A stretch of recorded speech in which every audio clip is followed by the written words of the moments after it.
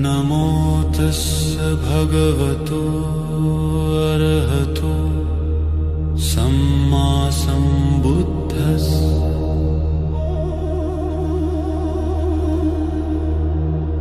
नमो तस्य भगवतो अरहतो सम्मा सम्बुद्धस्य। नमो तस्य भगवतो अरहतो सम्मा सम्बुद्धस्य। बुद्धं शरणं गच्छामि, धम्मं शरणं गच्छामि, संघं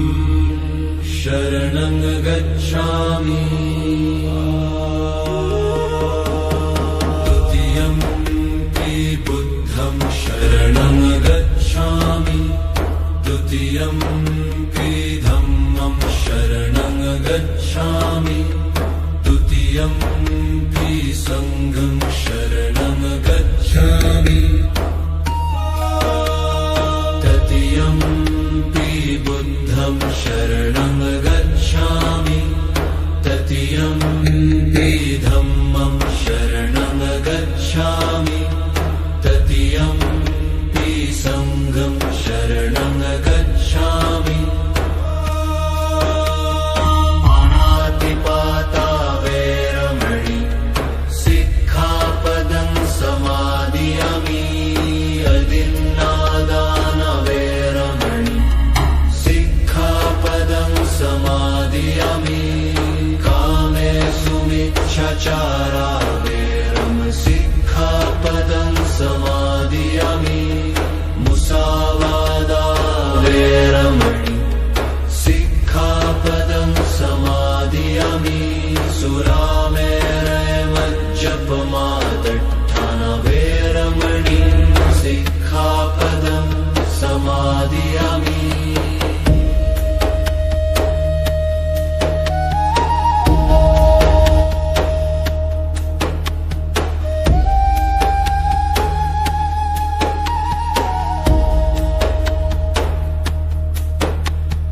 भवतु सर्वमङ्गलं, रक्षन्तु सर्वदेवता, सर्वबुद्धानुभावेन सोऽधि होतु सर्वदम्। भवतु सर्वमङ्गलं, रक्षन्तु सर्वदेवता, सर्वधर्मानुभावेन सोऽधि होतु सर्वदम्। भवतु सर्वमङ्गलं, रक्षन्तु सर्वदेवता, सर्वसङ्घानुभावेन सोऽधि होतु सर्वदम्। साधु साधु साधु साधु।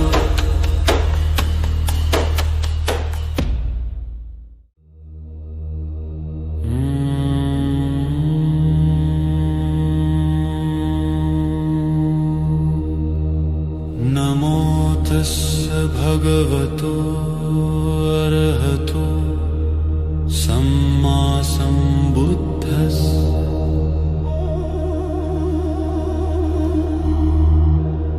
नमो तस्य भगवतो अरहतो सम्मा सम्बुद्धस्य। नमो तस्य भगवतो अरहतो सम्मा सम्बुद्धस्य। बुद्धं शरणं गच्छामि, धम्मं शरणं गच्छामि, संघं शरणं गच्छामि द्वितीयंपि बुद्धं शरणं गच्छामि द्वितीयंपि धम्मं शरणं गच्छामि द्वितीयंपि संघं शरणं गच्छामि तृतीयंपि बुद्धं शरणं गच्छामि तृतीयंपि धम्मं शरणं गच्छामि तृतीयंपि संघं शरणं गच्छामि पाणातिपाता वैरमणि सिक्खापदं समादियामि अदिन्नादान वैरमणि सिक्खापदं समादियामि कामेषु मिच्छाचारा वैरम सिक्खापदं समादियामि मुसावादा वैरमणि सिक्खापदं समादियामि सुरामेरयमज्जपमादट्ठान वैरमणि सिक्खापदं समादियामि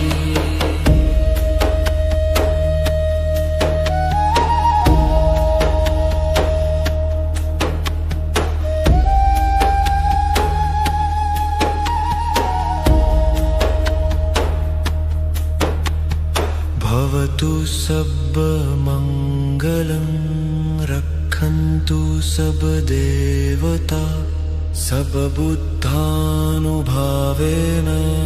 सोद्धि होतु सर्वदम् भवतु सर्वमङ्गलं रक्षन्तु सर्वदेवता सर्वधर्मानुभावेन सोद्धि होतु सर्वदम् भवतु सर्वमङ्गलं रक्षन्तु सर्वदेवता सर्वसङ्घानुभावेन सोद्धि होतु सर्वदम्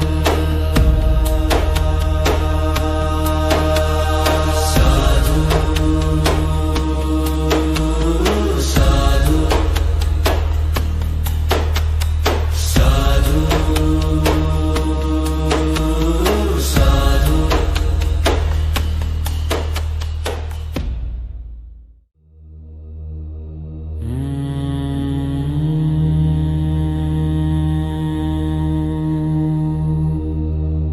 नमो तस्स भगवतो अरहतो सम्मा सम्बुद्धस्स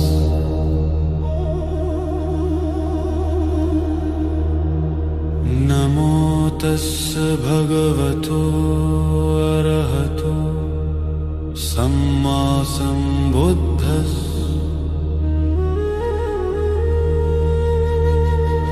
नमो तस्स भगवतो अरहतो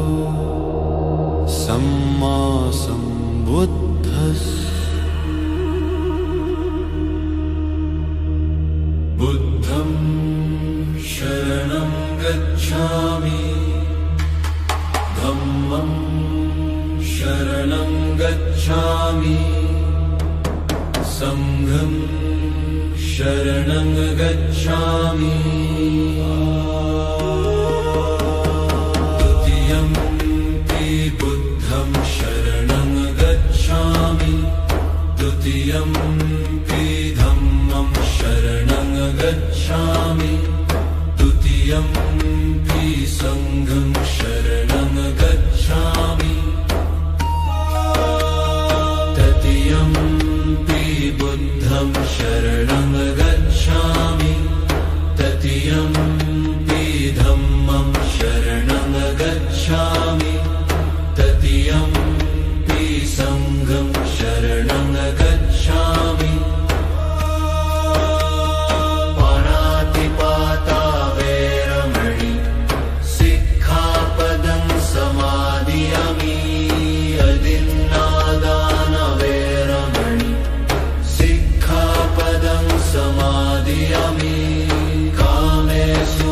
सुमिच्छाचारा वेरम सिक्खापदं समादियामि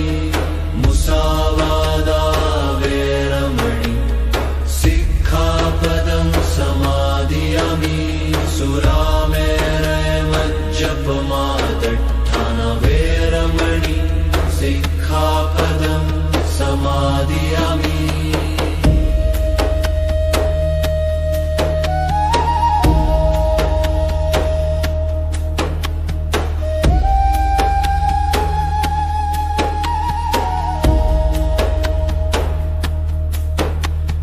भवतु सर्वमङ्गलं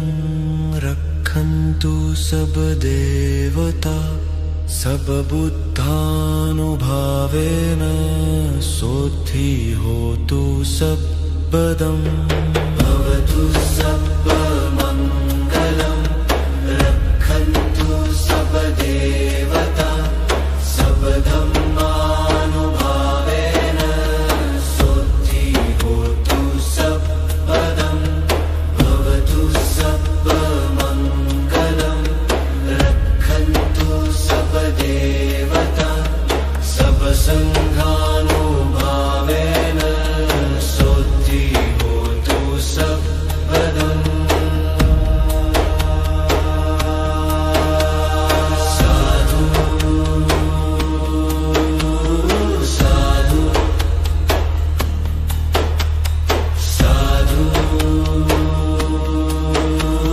साधु साधु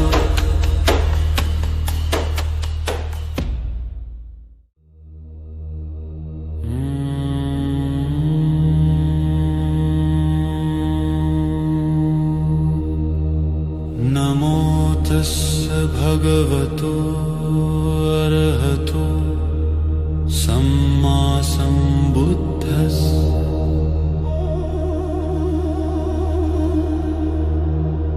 नमो तस्य भगवतो अरहतो सम्मा सम्बुद्धस्स नमो तस्य भगवतो अरहतो सम्मा सम्बुद्धस्स बुद्धं शरणं गच्छामि धम्मं शरणं गच्छामि संघं शरणं गच्छामि द्वितीयम्पि बुद्धं शरणं गच्छामि द्वितीयम्पि धम्मं शरणं गच्छामि द्वितीयम्पि संघं शरणं गच्छामि तृतीयम्पि बुद्धं शरणं गच्छामि तृतीयम्पि धम्मं शरणं गच्छामि तृतीयम्पि संघं शरणं गच्छामि पाणातिपाता वेरमणि सिक्खापदं समादियामि अदिन्नादान वेरमणि सिक्खापदं समादियामि कामे सुमिच्छाचारा वेरम सिक्खापदं समादियामि मुसावादा वेरमणि सिक्खापदं समादियामि सुरामेरयमज्जपमादट्ठान वेरमणि सिक्खापदं समादियामि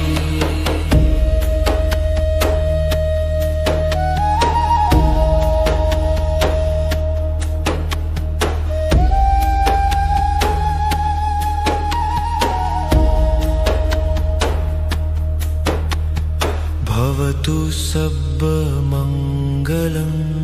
रक्षन्तु सर्वदेवता सर्वबुद्धानुभावेन सोद्धि होतु सर्वदम् भवतु सर्वमङ्गलं रक्षन्तु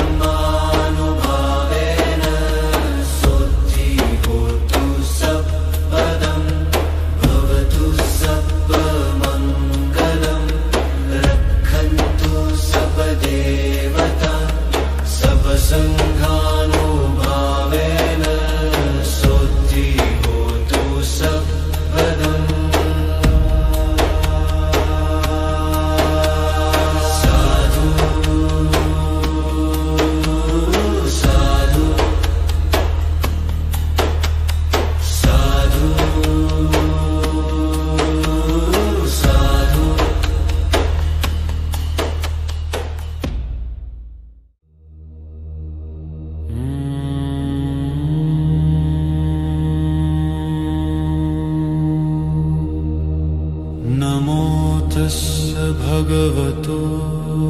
अरहतो सम्मा सम्बुद्धस्स।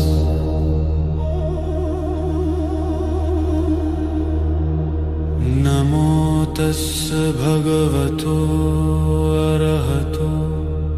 सम्मा सम्बुद्धस्स। नमो तस्य भगवतो अरहतो सम्मा सम्बुद्धस्स। बुद्धं शरणं गच्छामि, धम्मं शरणं गच्छामि, संघं शरणं गच्छामि। द्वितीयम्पि बुद्धं शरणं गच्छामि, द्वितीयम्पि धम्मं शरणं गच्छामि, द्वितीयम्पि संघं शरणं गच्छामि, तृतीयम्पि बुद्धं शरणं गच्छामि, तृतीयम्पि धम्मं शरणं गच्छामि, तृतीयम्पि संघं शरणं गच्छामि। पाणातिपाता वैरमणि सिक्खापदं समादियामि, अदिन्नादान वैरमणि सिक्खापदं समादियामि, कामेषु मिच्छाचारा वैरम सिक्खापदं समादियामि, मुसावादा वैरमणि सिक्खापदं समादियामि, सुरामेरयमज्जपमादट्ठान वैरमणि सिक्खापदं समादियामि।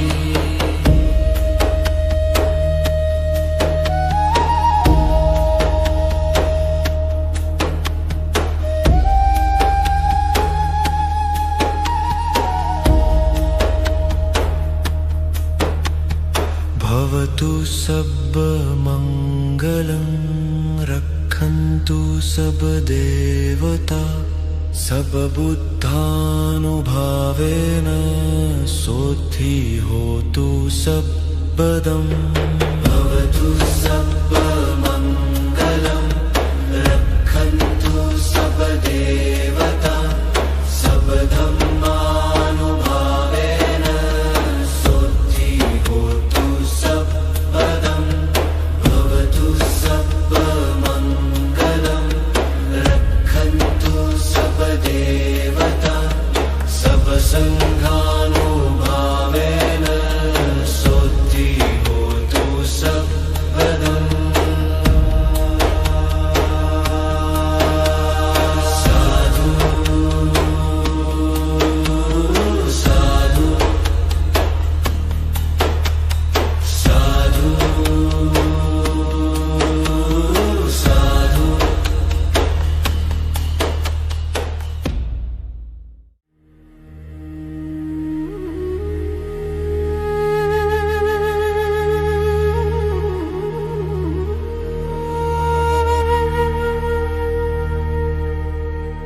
बहुदेवा मनुष्य च मङ्गलानि अचिन्तयु, आकाङ्क्षमाना सोत्थानम्, ब्रूहि मङ्गलमुत्तमम्। असेवना च बालानां पण्डितानां च सेवना, पूजा च पूजनीयानाम् एतं मङ्गलमुत्तमम्। पतिरूपदेशवासो च उब्बे च तत्पुण्यता,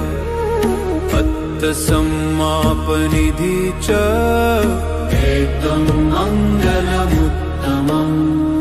बहुसच्चमसि पच्च विनयो च सुशिक्षितो सुभाषितो च या वाचा एतं मङ्गलमुत्तमम् माता पितु पट्ठानम् पुत्रदारस्य सङ्घो अनाकुला च कम्मन्ता एतं मङ्गलमुत्तमम्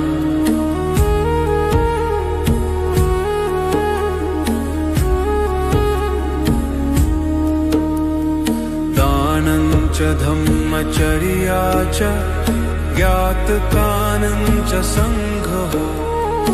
अनवज्जानि कम्मानि एतं मङ्गलमुत्तमम् आरति विरति पापमज्जपान च संयमो अपमादो च धम्मेषु एतं मङ्गलमुत्तमम् गारवो च निवातो च सन्तुष्टि च कतङ्ग्युता कालेन धम्मश्रवणम् एतं मङ्गलमुत्तमम् हन्ति च सोवचसा कच्छा समनानं च दर्शनं कालेन धम्मसाक्षात् एतं मङ्गलमुत्तमम् तपो च ब्रह्मचरि च अर्यश्चानदर्शनं निब्बानसाक्षिकीर्य च एतं मङ्गलमुत्तमम् पुट्ठस्य लोकधम्मो हि चित्तं यस्य न कम्पति अशोकं विरजं खेमा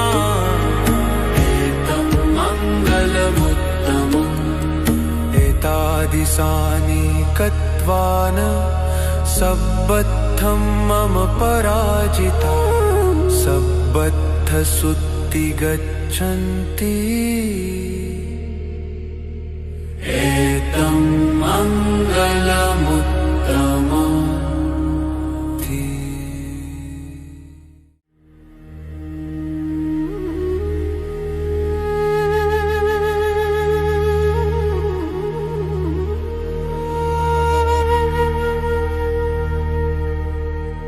बहुदेवा मनुष्य च मङ्गलानि अचिन्तयन् आकाङ्क्षमाना सोत्थानम् ब्रूहि मङ्गलमुत्तमम्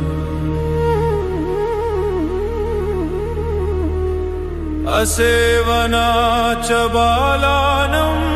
पण्डितानं च सेवना पूजा च पूजनीयानम् एतं मङ्गलमुत्तमम्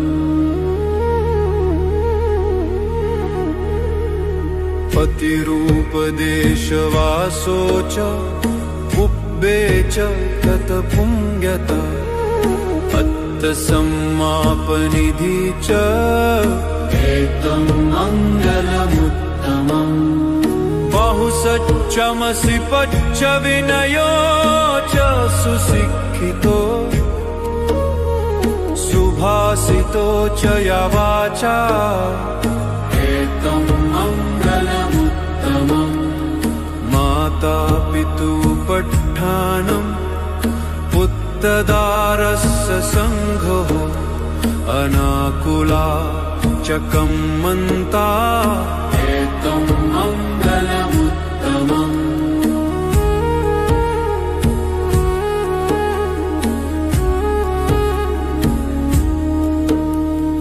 दानं च धम्मचर्या च ज्ञातकानं च सङ्घो अनवज्जानि कम्मानि एतं मङ्गलमुत्तमम्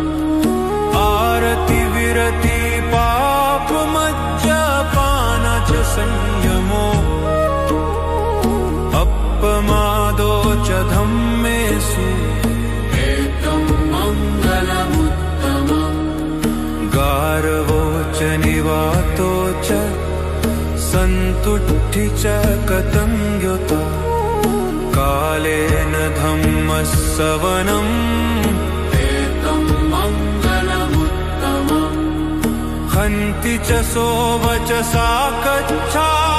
समनानं च दस्सनम् कालेन धम्मसाक्षात् एतं मङ्गलमुत्तमम् तपो च ब्रह्मचरि च अर्यश्चानदस्सनं निब्बान साक्षिकीर्य च एतं मङ्गलमुत्तमम् फुट्ठस्स लोकधम्मो हि चित्तं यस्य न कम्पति अशोकं विरजं खेमा एतं मङ्गलमुत्तमम् एतादिशानि कत्वान सब्बद्धं मम पराजिता सब्बद्धसुत्ति गच्छन्ति एतं मङ्गलमुत्तमम्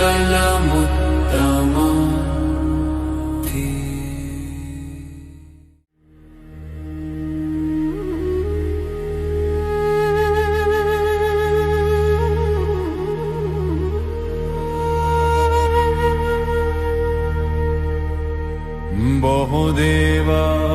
मनुष्य च मङ्गलानि अचिन्तयन् आकाङ्क्षमाना सोत्थानम् ब्रूहि मङ्गलमुत्तमम् असेवना च बालानं पण्डितानं च सेवना पूजा च पूजनीयानम् एतं मङ्गलमुत्तमम्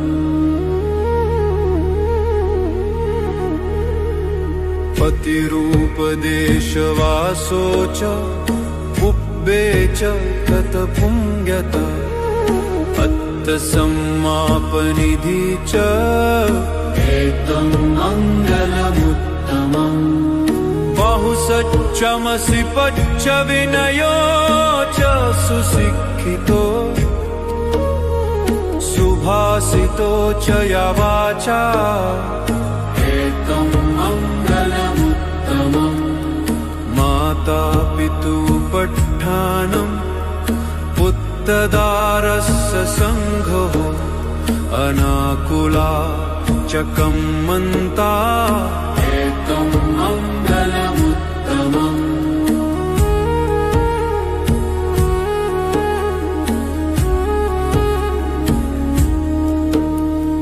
दानं च धम्मचर्या च ज्ञातकानं च सङ्घो अनवज्जानि कम्मानि एतं मङ्गलमुत्तमम् आरति विरति पापमज्जपान च संयमो अपमादो च धम्मेषु एतं मङ्गलमुत्तमम् गारवो च निवातो च सन्तुष्टि च कतङ्ग्युता कालेन धम्मसवनम् एतं मङ्गलमुत्तमम् हन्ति च सोवचसा कच्छा समनानं च दस्सनं कालेन धम्मसाक्षात् एतं मङ्गलमुत्तमम् तपो च ब्रह्मचरि च अर्यश्चानदस्सनं निब्बान साक्षिकीर्य च एतं मङ्गलमुत्तमम्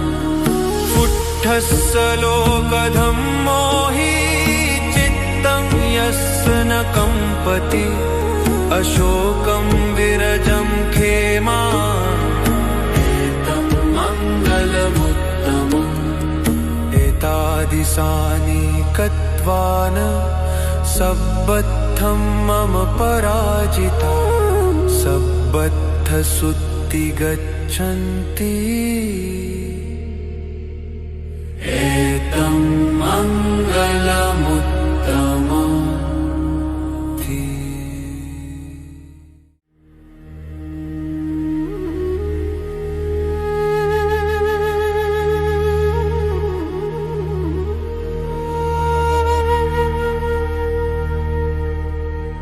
बहुदेवा मनुष्य च मङ्गलानि अचिन्तयन् आकाङ्क्षमाना सोत्थानम् ब्रूहि मङ्गलमुत्तमम् असेवना च बालानां पण्डितानां च सेवना पूजा च पूजनीयानाम् एतं मङ्गलमुत्तमम्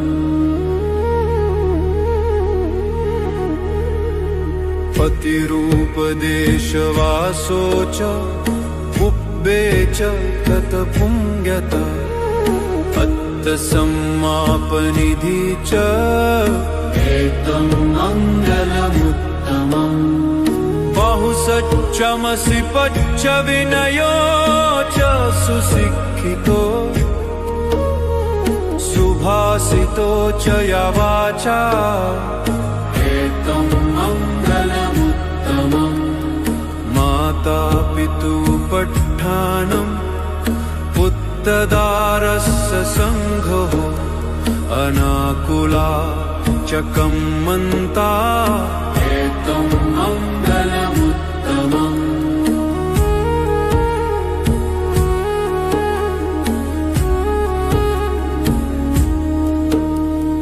दानं च धम्मचर्या च ज्ञातकानं च संघो अनवज्जानि कम्मानि एतं मङ्गलमुत्तमम् आरति विरति पापमज्जपान च संयमो अपमादो च धम्मेषु एतं मङ्गलमुत्तमम् गारवो च निवातो च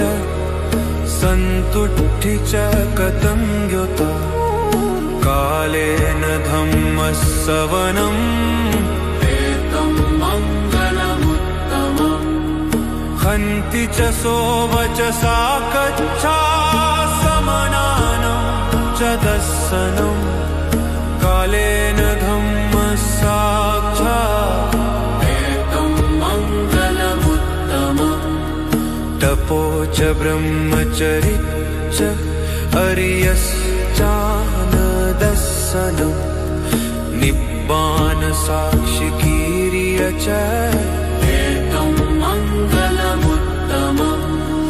पुट्ठस्य लोकधम्मो हि चित्तं यस्य न कम्पति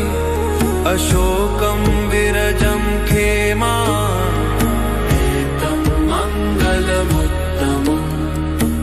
एतादिशानि कत्वान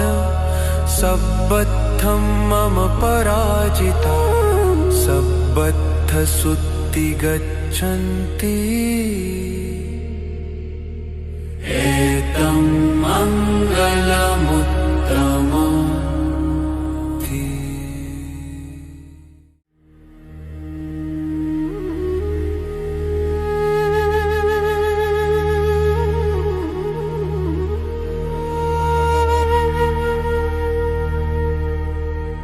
बहुदेवा मनुष्य च मङ्गलानि अचिन्तयन् आकाङ्क्षमाना सोत्थानम् ब्रूहि मङ्गलमुत्तमम् असेवना च बालानां पण्डितानां दानं च सेवनं पूजा च पूजनीयानम् एतं मङ्गलमुत्तमम्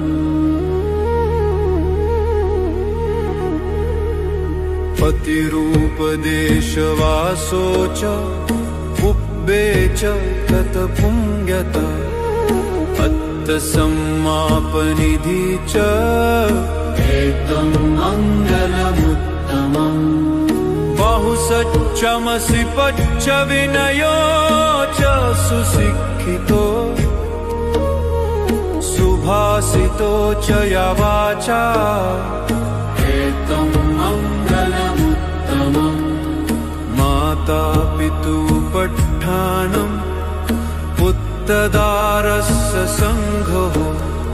अनाकुला च कम्मन्ता एतं मङ्गलमुत्तमम्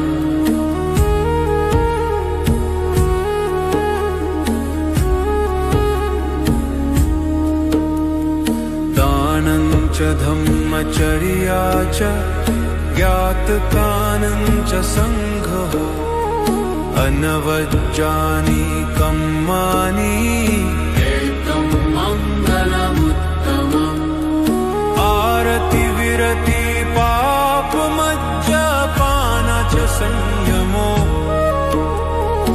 अपमादो च धम्मेषु एतं मङ्गलमुत्तमम् गारवो च निवातो च सन्तुष्टि च कतङ्ग्युता कालेन धम्मश्रवणम् एतं मङ्गलमुत्तमम् हन्ति च सोवचसा कच्छा समनानं च दर्शनं कालेन धम्मसाक्षात् एतं मङ्गलमुत्तमम् तपो च ब्रह्मचरि च अर्यश्चानदर्शनं निब्बानसाक्षिकीर्य च एतं मङ्गलमुत्तमम् पुट्ठस्सलोकधम्मो हि चित्तं यस्य न कम्पति अशोकं विरजं खेमा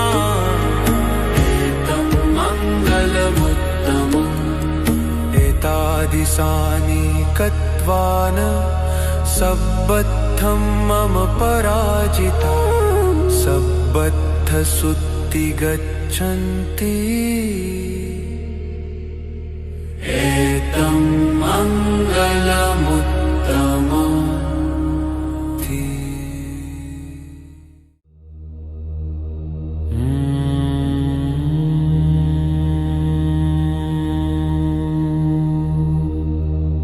नमो तस्य भगवतो अरहतो सम्मा सम्बुद्धस्स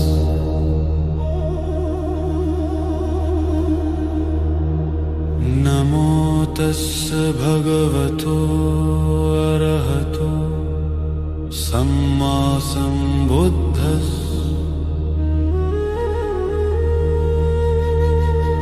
नमो तस्य भगवतो अरहतो सम्मा सम्बुद्धस्स बुद्धं शरणं गच्छामि धम्मं शरणं गच्छामि संघं शरणं गच्छामि द्वितीयंपि बुद्धं शरणं गच्छामि द्वितीयंपि धम्मं शरणं गच्छामि तृतीयंपि संघं शरणं गच्छामि तृतीयंपि बुद्धं शरणं गच्छामि तृतीयं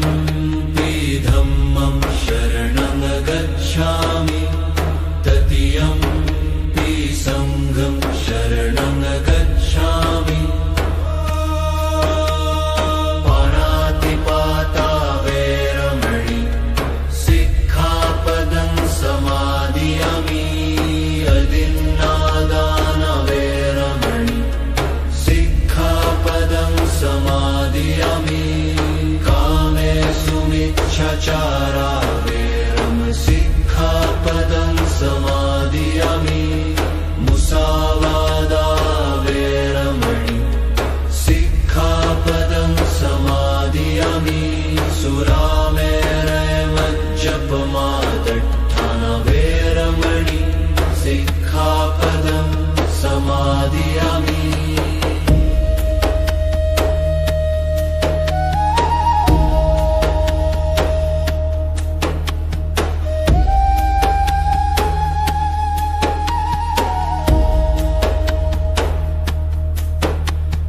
भवतु सर्वमङ्गलं रक्षन्तु सर्वदेवता सर्वबुद्धानुभावेन सोद्धि होतु सर्वदम् भवतु सर्वमङ्गलं रक्षन्तु सर्वदेवता सर्वधर्मानुभावेन सोद्धि होतु सर्वदम् भवतु सर्वमङ्गलं रक्षन्तु सर्वदेवता सर्वसङ्घानुभावेन सोद्धि होतु सर्वदम् साधु साधु साधु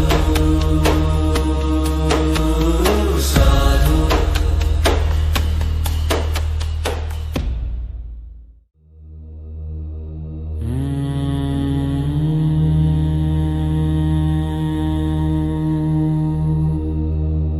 नमो तस्स भगवतो अरहतो सम्मा सम्बुद्धस्स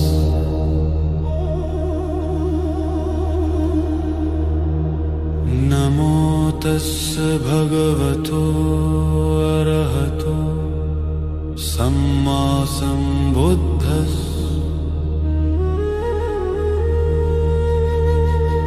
नमो तस्स भगवतो अरहतो सम्मा सम्बुद्धस्स बुद्धं शरणं गच्छामि धम्मं शरणं गच्छामि संघं शरणं गच्छामि द्वितीयंपि बुद्धं शरणं गच्छामि द्वितीयंपि धम्मं शरणं गच्छामि द्वितीयंपि संघं शरणं गच्छामि तृतीयंपि बुद्धं शरणं गच्छामि तृतीयंपि धम्मं शरणं गच्छामि तृतीयंपि संघं शरणं गच्छामि पाणातिपाता वेरमणि सिक्खापदं समादियामि अदिन्नादान वेरमणि सिक्खापदं समादियामि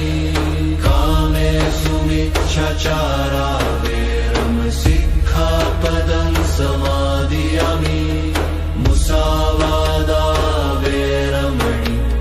सिक्खापदं समादियामि सुरामेरयमज्जपमादट्ठान वेरमणि सिक्खापदं समादियामि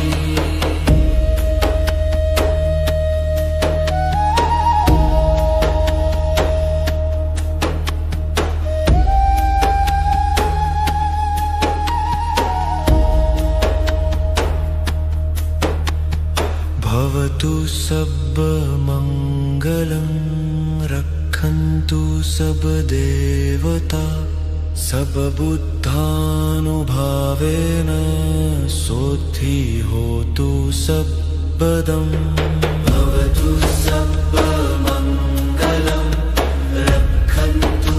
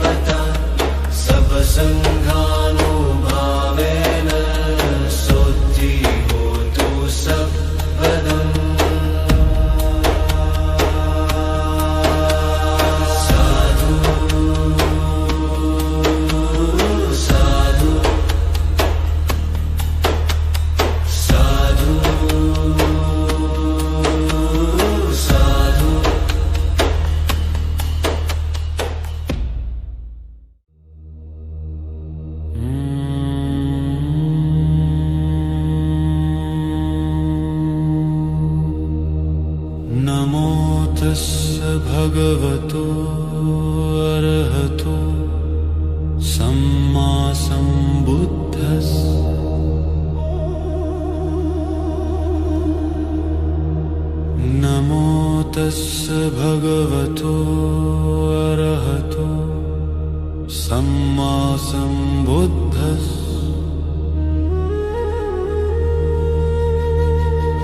नमो तस्स भगवतो अरहतो सम्मा सम्बुद्धस्स बुद्धं शरणं गच्छामि धम्मं शरणं गच्छामि संघं शरणं गच्छामि द्वितीयं पि बुद्धं शरणं गच्छामि द्वितीयं पि धम्मं शरणं गच्छामि द्वितीयं पि संघं शरणं गच्छामि तृतीयं पि बुद्धं शरणं गच्छामि तृतीयं पि धम्मं शरणं गच्छामि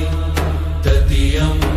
पि संघं शरणं गच्छामि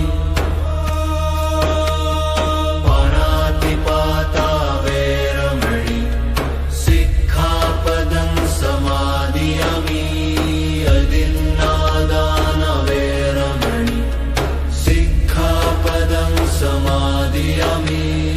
कामेषु मिच्छाचारा वैरम सिक्खापदं समादियामि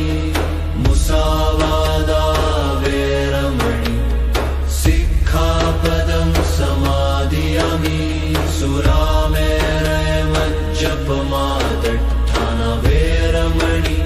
सिक्खापदं समादियामि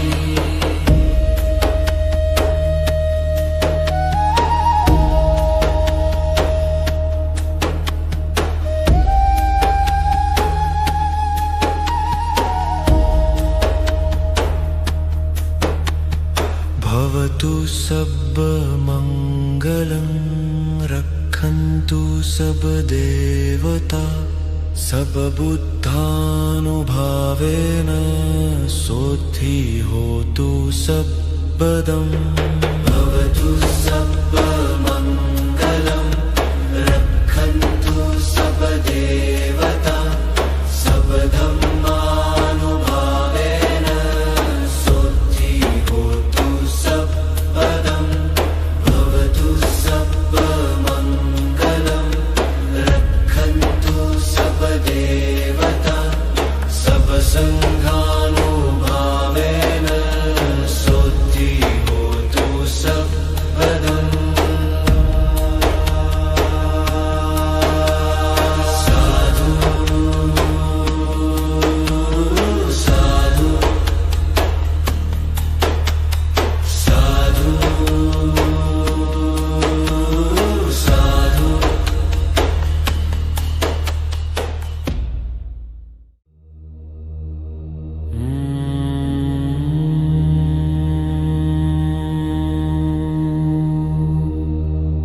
नमो तस्स भगवतो अरहतो सम्मा सम्बुद्धस्स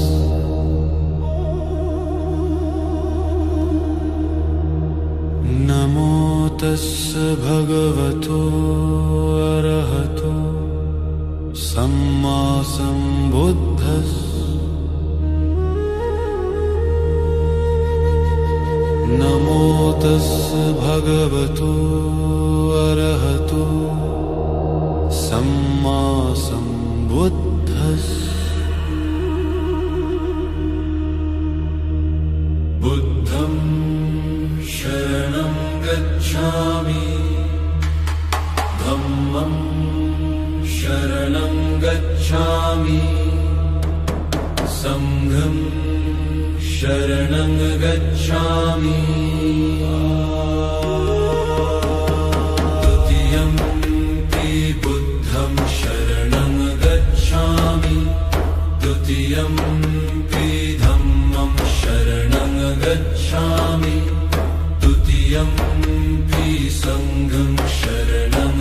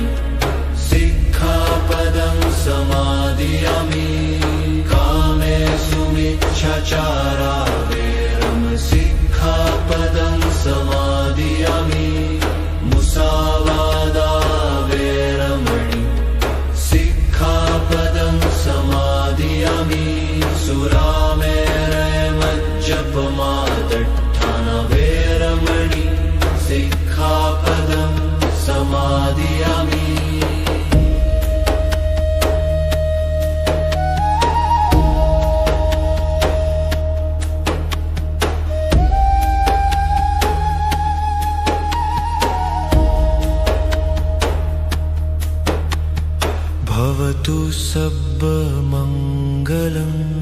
रक्षन्तु सर्वदेवता सर्वबुद्धानुभावेन सोद्धि होतु सर्वदम् भवतु सर्वमङ्गलं रक्षन्तु सर्वदेवता सर्वधर्मानुभावेन सोद्धि होतु सर्वदम् भवतु सर्वमङ्गलं रक्षन्तु सर्वदेवता सर्वसङ्घानुभावेन सोद्धि होतु सर्वदम् साधु साधु साधु साधु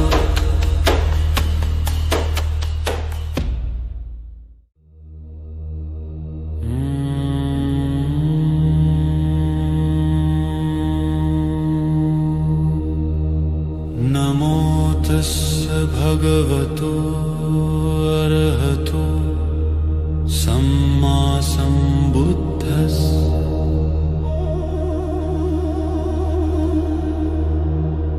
नमो तस्य भगवतो अरहतो सम्मा सम्बुद्धस्स नमो तस्य भगवतो अरहतो सम्मा सम्बुद्धस्स बुद्धं शरणं गच्छामि धम्मं शरणं गच्छामि संघं शरणं गच्छामि द्वितीयम्पि बुद्धं शरणं गच्छामि द्वितीयम्पि धम्मं शरणं गच्छामि तृतीयम्पि संघं शरणं गच्छामि तृतीयम्पि बुद्धं शरणं गच्छामि तृतीयम्पि धम्मं शरणं गच्छामि तृतीयम्पि संघं शरणं गच्छामि पाणातिपाता वैरमणि सिक्खापदं समादियामि अदिन्नादान वैरमणि सिक्खापदं समादियामि कामेषु मिच्छाचारा वैरम सिक्खापदं समादियामि मुसावादा वैरमणि सिक्खापदं समादियामि सुरामेरयमज्जपमादट्ठान वैरमणि सिक्खापदं समादियामि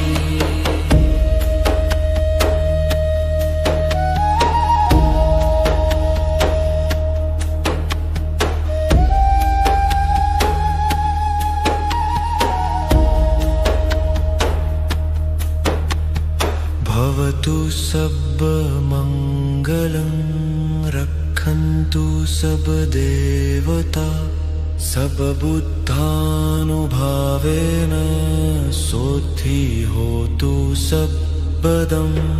भवतु सर्व